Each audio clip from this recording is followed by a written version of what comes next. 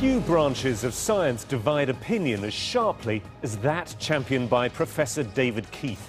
He's one of the preeminent geoengineers, striving to find new ways to combat global warming by altering the way the sea, the clouds and the atmosphere work. This isn't a replacement, he says, for the political drive to reduce emissions. But is geoengineering a cost-effective emergency stopgap before the effects of climate change become irreversible? Or a dangerous leap into the unknown? Professor David Keith, welcome to Hard Talk. Thank you. Great to be here. Thank you very much for being here. Let's start at the start. What is geoengineering? It's really two very different things, which have come under the same name but have very little relationship to each other. One is ways that we would alter the amount of sunlight the Earth absorbs, and so cool the planet, partly offsetting the effects of carbon in the atmosphere, and that's called solar radiation management, or in some technocratic way, SRM. And the other one is to take carbon out of the atmosphere, so-called carbon dioxide removal. So it's both reducing emissions or dealing with the growth in emissions by taking the carbon dioxide out of the atmosphere, but it's also trying to prevent those emissions getting to us in the first place. I'd say the thing that really is unusual and rightly scary is the idea that we can directly alter the climate by reflecting away some more sunlight. And that's scary because we have extraordinary leverage as humans. Our science technology, for better or for worse, has granted us that. So with very tiny amounts of money or effort, we could alter the world's climate by putting these reflective particles, say, in the stratosphere. And that has profound implications, right up to big geopolitical implications. Let me, before we get on to solar radiation management, let me ask you about the carbon dioxide removal. A Royal Society report here in the United Kingdom back in 2009 said that no method of carbon dioxide removal has yet been demonstrated to be effective at an affordable cost with acceptable environmental impacts. And they only work to reduce temperatures over very long timescales. It doesn't sound as if at the moment it's feasible. I think that's exactly right, and I can say that both as an author of that report and as somebody running a startup company trying to capture CO2 from the air. So it's inherently true that anything you do either to reduce emissions, which we must do if we want to avoid climate risk, that is, we must cut emissions around the world, or to take CO2 out of the air, inherently acts slowly because CO2 builds up in the atmosphere over a century. It's a long time scale. So how far are we away from some sort of technology which could do this in a way that is effective, is not too expensive, will work in a way that can be rolled out across the planet? So technologies for removing CO2 from the air, in this case I've got to speak as somebody running a small company doing that. I think there are small niche markets where I and some of my competitors might succeed soon. But I view our job as trying to build a tool which humanity may or may not use over the next half century. I don't expect to see really big application anytime soon. In that case, do you think it is more exciting, this other idea of solar radiation management, where you try and in some way reflect the sun's rays away from planet Earth? Exciting, I guess, is the word. I mean, it certainly presents more immediate security challenges and governance challenges in a way that's very different. I mean, well, I want to come on to those, but I want to explore, first of all, the science of it in terms of how it can work, whether it's feasible, how much it costs. Is SRM, solar radiation management, the path which looks as if it's more viable at the moment? No, I think it's impossible to say which is better. The fact is they're both different tools that we need to try and manage the overall climate risk, just as is cutting emissions. And there's no way to say that one is better. They do different things in the climate system in different ways. Explain to me, first of all, though, before we get into the pros and cons of it, how solar radiation management might work. So conceptually, it's simple. The Earth is in some kind of balance where we absorb sunlight and we radiate it away as infrared. And what CO2 is doing by warming the climate is making it harder for that infrared to get out. If you reflect away a little more sunlight by adding reflective aerosols, tiny particles, say, to the upper atmosphere. And how do you do that? You could do it with aircraft, for example. The doing it is probably not the hard part, but you could use aircraft or other methods to deliver literally tons or millions of tons of very small particles to the upper atmosphere. One way, sort of spraying them out at a high altitude. Correct. And one thing this does is to mimic what volcanoes do, at least in some crude way. So large volcanoes put sulfur into the upper atmosphere and those cool the planet. Again, this Royal Society report that came out in 2009 did suggest that although this type of management might be, solar radiation management might be relatively cheap to deploy and simple in the way that you've described it. There are considerable uncertainties, I'm quoting from the report, about their regional consequences, and they only reduce some but not all of the effects of climate change while possibly creating other problems. How far do you recognise that? Oh, I think that's absolutely correct, and indeed I've spent a lot of time trying to look at the environmental problems that it will create and the social problems. So, I mean, it's completely clear that you cannot perfectly compensate for the environmental effects of CO2 in the atmosphere by cutting sunlight. You may, and we haven't even proved that, be able to reduce some risks of CO2 in the air by this method. Isn't there a problem, though, that you could end up with different effects in different parts of the world? I mean, you could, for example, find that although you're reducing the amount of sunlight and the amount, therefore, that the Earth is warming up, rainfall is affected in different ways in different parts of the world. Absolutely, and again, we've spent a lot of time looking at exactly that and publishing papers on that topic. Well, and what conclusions have you drawn? So the conclusions is it is not exactly equal, just like climate change. So climate change itself, driven by CO2, is not equal. It affects different people, different industries, different parts of the biosphere in different ways, and so too, solar radiation management will not be equal. I guess the problem could be that if you ended up or a country ended up having a scheme whereby they had solar radiation management over their country, but the effect was that the country next door ended up getting a lot less rainfall, which is one of the feared consequences of this, then you could almost end up with a cause for conflict. Yes, I think this is precisely where the sort of hard geopolitical issues arise. I mean, to put it in a kind of crude way, whose hand is on the thermostat? Essentially, the scientists and technocrats, including myself, I guess, are helping to invent a thermostat knob. But it's much easier to invent the knob than to figure out who should be in charge of it in a world with many states. No, indeed, and I want to come on to the governance, but I want to ask specifically about the science of this, which is how far can you tell whether the effects of solar radiation management are then going to cause perhaps a catastrophic loss of rainfall in a certain part of the world. At the moment, it seems to be hazy, this. I think it's not as hazy as that. So using exactly the same climate models as we've used to estimate the problems with CO2 in the atmosphere, the underlying climate problem, we've applied those same models and same techniques to look at this. And the results so far, I have to say, look pretty good. That's why we're paying any attention to it. So in fact, the results look like for small amounts of SRM, it is remarkably even, more evenly than we expected, and the benefits in terms of reducing climate impacts are substantial. Right. I mean, I'm quoting again from one recent study, Nature Geoscience, which suggested that engineered cooling of this sort would lead to a much bigger loss of rainfall in China than in India. That doesn't seem to tally with what you're just saying. I think we're saying the same thing. I've been authors of a bunch of those studies. I mean, one of the issues is whether you're talking about doing it extreme amount, whether you're talking about doing enough SRM to compensate for all of the CO2 in the atmosphere or doing a little bit. And there's more evidence that doing a little bit would be beneficial than doing a lot. And there's no question that it's unequal, but the inequalities in practice, when you actually look at it numerically, don't appear so far to be that big. But all that folks like I am saying is that we should do more research to find out. More research. I guess the problem with more research is that the research itself could lend itself to consequences which could be damaging. I mean, if you think about drugs trials, for example, the best drugs trials, by and large, are the ones that are done on the largest scale. If you do something like this on a very large scale, you could be talking about affecting huge swathes of the planet.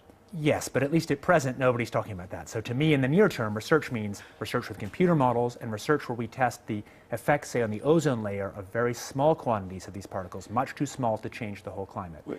Forgive me for interrupting. When you say computer models, isn't one of the problems with the climate and studying the climate is that it's incredibly difficult to know exactly how it works. It is very difficult to model. Sure, it's impossible to know exactly, but you can still learn a lot. Fine, but this is at some point going to leap from the computer screen into real life, and that's the point at which there could be danger. First of all, we need to make a decision to do that. I, at least, am not ready right now to say that we ought to do that. We need to do the other research first. If at some point it actually makes sense to do this, we would presumably start with very tiny amounts of aerosol, an amount less than a big volcano, and we would ramp it up very slowly, watching for ill effects and benefits as we did that over a decade or two. And you would monitor the system, and if you saw problems, you'd stop. That still doesn't guarantee you safety. There is no guarantee of safety here. But remember, the benefits are also large. So one of the most obvious things that we understand about climate impacts is heat stress on crops. A bunch of the poor farmers in the world, the most likely impact they'll see from climate is that the peak temperatures reduce the productivity of crops a lot. And first order models that we've actually run with crop models suggest that SRM could significantly reduce that impact. And that's a big deal for a lot of poor people on this planet. Given that you're talking about beginning at a relatively small scale, I'm wondering what your reaction is to the postponement of a study here in the United Kingdom. It was the SPICE project, the Stratospheric Particle Injection for Climate Engineering project, which was planning to send a balloon and a hose pipe a kilometre up into the sky as a possible precursor to this type of solar radiation management that you're talking about. That was postponed at short notice for a further 6 months of public consultation because there was a bit of an outcry about it. How did you think that was handled? I think it's interesting because it's the first real opening up of the public debate. I personally never understood the point of that experiment. So that experiment's sole goal is to find a technocratic way to make it a little cheaper to get materials in the stratosphere. And the one problem we don't have is that this is too expensive. All the problems with SRM are about who controls it and what the environmental risks are, not how much it costs. It's already cheap. So from my point of view, I thought that was a very misguided way to start experimentation. But my point is not so much the sort of the worth of the science, but more about the public outcry about it. I mean, if it was that benign, it must be a cause of concern for you that there was this outcry and a decision to postpone it for 6 months. My job is to help say the science clearly and help people think about the governance. It's not to promote this. So actually, well, it is in part to promote this. I mean, you're a great enthusiast for this, and as you said, you have your own private company, which is... my private company works on a very different part of it, which doesn't suffer from these governance challenges. But it is all to do with the issue of geoengineering. I mean, you know, it's an incredibly sensitive topic. I absolutely do, but I actually don't think my job is to promote it. My job is to help clear thinking and clear knowledge about the tools we have to regulate climate risk, among them this one. And I'm perfectly prepared to find that results show that we should never do this. Well, do you think in that case that the current climate, in terms of the political climate, is overheated? Or do you think it's actually fair enough that people might be very concerned about these sorts of experiments? I think it's healthy that people are concerned. People should be concerned about cheap technologies that can manipulate the entire planet's climate. But don't be so sure which way the public outcry went. So we actually ran a survey almost a year ago now that took data, high-quality data, from 1,000 people in the UK, Canada, and the US to try and understand public support for research on these technologies and what kind of political leanings influence people's decision to be for or against. And in fact, we found pretty broad support for research. So it's not clear that that is changed. What's clear is that some groups have been vocal trying to oppose, and I think it's absolutely reasonable that they should. These are hard topics. But that particular opinion survey that you're talking about, it also came up with the finding that 64% of subjects agree that humans should not be manipulating nature in the way suggested by solar radiation management. Exactly. Well, that would suggest that there isn't particularly broad support at the moment for the theory behind this. There's not broad support for doing it, and I think that's quite a healthy thing. I mean, I'm one of the people who, maybe starting 20 years ago, most helped to open the door to get public conversation going on this thing. My current fear is that the door will be kicked open and people will rush forward to do it too quickly. So from my point of view, given how cheap it is and the extent to which it looks like a quick fix, I am not eager to have the public run away in support. Indeed, I think that would be a disaster. Because if there was strong public support, people would do it, and they do it without adequate tests, without adequate control, and it would be a disaster. So I'm not in favor of immediate action here. How do you think, in that case, the public can be convinced, given that there is, as we saw with this project in Britain, tremendous skepticism even about research at what you say is a very, very benign level taking place to begin with? If this is a global emergency, as we're always hearing from climate scientists, global warming, and the lack of agreement on cutting emissions, surely it is important to move ahead quickly. I don't think it's an emergency in an hour-by-hour sense. The more carbon we put in the air, the bigger the risk is. And we must begin to restrain emissions. That has to be job one. And I think we need to develop the technologies and the governance systems to understand whether we might use these in the future. Public opinion will evolve over a long time, and from my point of view, the goal is to try and make that public opinion be able to have be able to be shaped by facts as well as possible, and also shaped by people's values, values about nature, values about poor versus rich, etc. And I have no preconceived notion about what the right answer is, except that we look seriously at these options because there appears to be kind of prima facie evidence that they actually would provide remarkable level of protection, both for nature, which we don't otherwise protect very well here, and for some of the poor people in the world who will be most affected by climate change. All that would be fine if it were just a question of looking at whether this science could be effective. Yeah. But of course, we also exist in a political world, and this is something that you say needs to work alongside a cut in emissions. The problem, the inherent problem with this technology, surely, even if it were to work, is that it would remove the political will for there to be agreement on a cut in emissions. So the inherent problem with seatbelts is it removes some of the incentive to drive slower. Seatbelts also save a lot of lives. Is that really an argument against seatbelts? So first of all, if this technology works, and it may not, that's why you need to do research. If it works, it will limit climate risk in the near term. It doesn't substitute for cutting emissions in the long term. Are you really saying that we should wish not to have a technology which limits risk? There's a very odd moral quandary. We have rich people. But forgive me for interrupting. Yeah. Your analogy with seatbelts sort of falls down on the grounds that there are laws to stop people from driving too fast. I mean, yes, of course, cars are safer with airbags and crash barriers and sidebar barriers and so forth. But there are laws to police that. The point about the cut in emissions is that there aren't laws. There is no agreement at the moment. There is repeated failure as far as multinational institutions are concerned in terms of agreeing that cut in emissions. You're removing the impetus, maybe not deliberately, but it is a side effect. Understood. So, first of all, there are some laws. UK has actually made remarkable progress at beginning to have laws that put a price on using the atmosphere as a waste dump for carbon dioxide. I've spent more of my time in my life lobbying for laws on carbon dioxide than for geoengineering. So, to be clear. But I think this moral trade-off is a very puzzling one. So, if it works, and again, we don't know it does, it provides some protection in the near term. And I think it is a very odd moral stance to say we should wish that such protection isn't available, especially we in the rich world, when the consequences will fall mostly on the poor. I can understand the moral case for it, but I'm talking about realpolitik here. I mean, when is a negotiation, in terms of very complicated negotiations between dozens, more than 100 countries, in terms of trying to get a global agreement, whenever is a negotiation going to be completed without that deadline hanging over them, people saying it is now or never, there is no plan B? The problem is you are, in effect, offering a plan B. Yeah, and do you think it would be moral for us to pretend it wasn't there? Our job as scientists is to say all that we know clearly and to be honest about the trade-offs. And the trade-offs are hard. We can't pretend to the public they're not hard.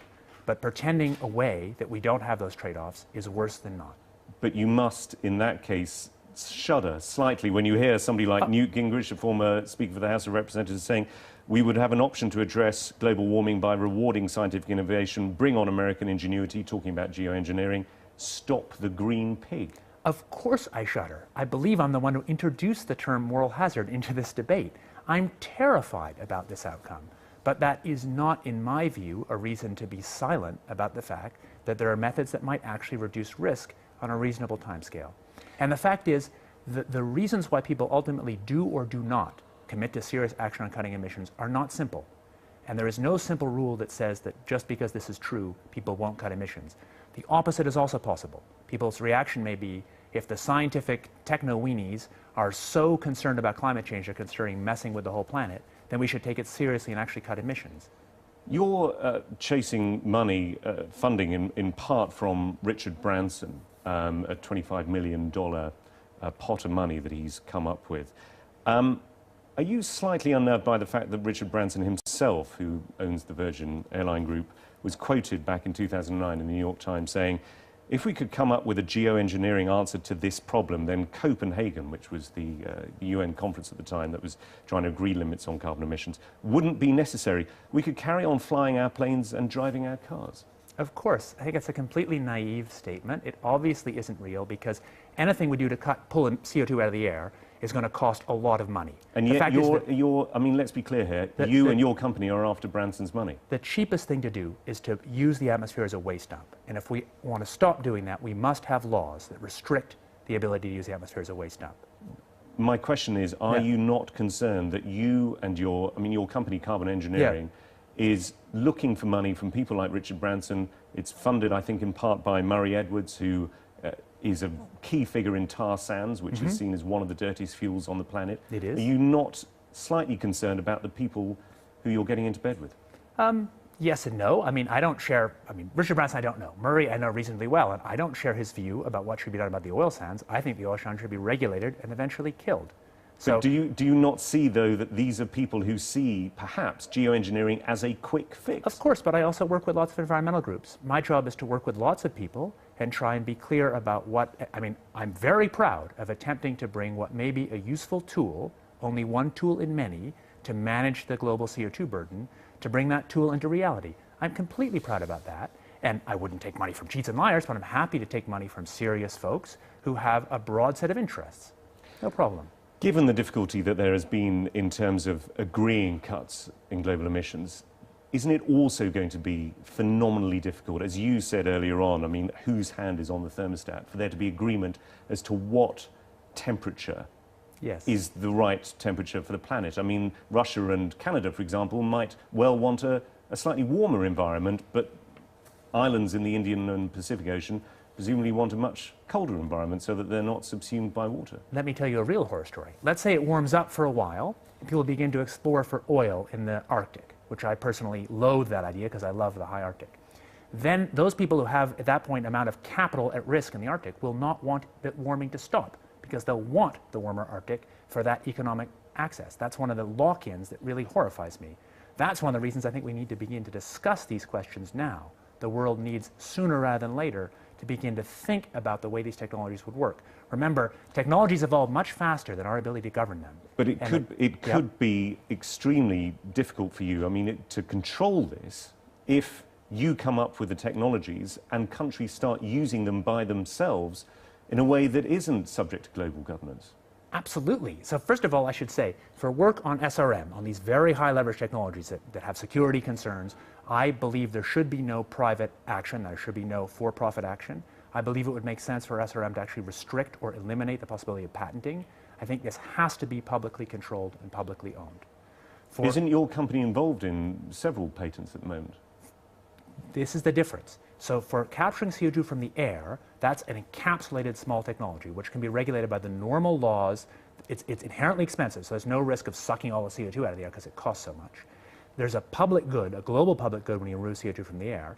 Any technology you have that removes CO2 will have local risks, maybe unacceptable risks, but those risks can be managed by the normal local risk management we have.